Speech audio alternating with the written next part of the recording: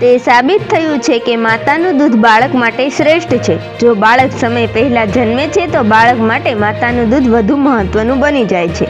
બાળકની રોગપ્રતિકારક શક્તિને મજબૂત કરવાની સાથે તે ઝડપથી વૃદ્ધિ કરવામાં પણ મદદ કરે છે. માતાનું દૂધ ઝડપથી વૃદ્ધિ કરવામાં પણ મદદ કરે છે.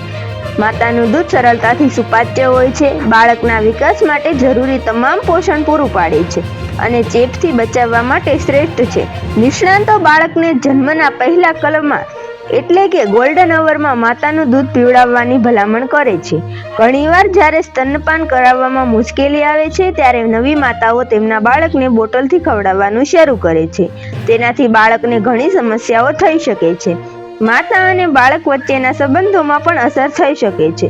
ચાલો જાણીએ કે શા માટે નવી માતાઓએ તેમના બાળકોને બોટલથી દૂધ પીવડાવવાનું ટાળવું જોઈએ. નવી માતાઓએ તેમના બાળકને બોટલથી ખવડાવવાની ઉતાવળ ન કરવી જોઈએ.